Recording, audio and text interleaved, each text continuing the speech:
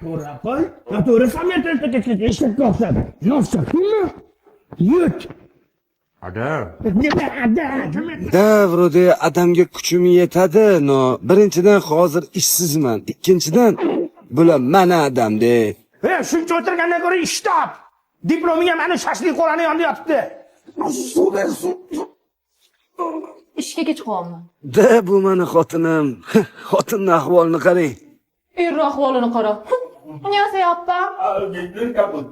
Men qara, teslashtirib, men oppayniki qaynotangga ketyapman. Vrode baxt pulda emas, lekin odam ba'zida pul uchun yoqtirmagan ishini qilishga majbur bo'ladi-da. Sen ham taksichilikni yoqtirganingni qilmayapsan, o'rtoq, to'g'ri.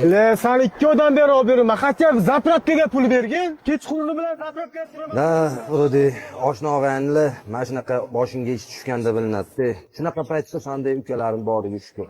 6000. Bitta suv akani ukam. Siz har doim shunaqa qilasiz, siz o'rningizga men. Da, hozirgi kunda chet elda o'qigan diploming bo'lsa ham, arzimagan 2-3 millionga ishlashga majbursan. Adam bechara hozir mana shu ish uchun harakat qilyaptilar. Lekin qaynotani qo'lida ishlash zapadlode. Stop. Kuyovmishga olaman. 5 olma.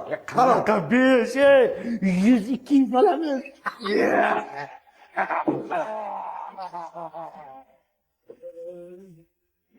Cho'chqa go'sht aralashmaganmi?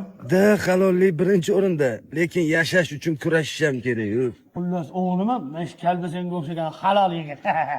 Voy. Operatsiyani yangi kelgan doktor qiladi. Kasal yo'q. Hozir topamiz. Va, как раз bor. Apenditsitni operatsiya qildirib bo'ldi. Da, bu men uchun o'zimni ko'rsatishga zo'r imkoniyat.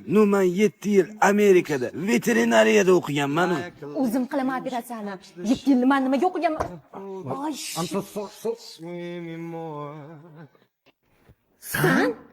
Sen bo'tdan nima qilyapsan? Yomma yom.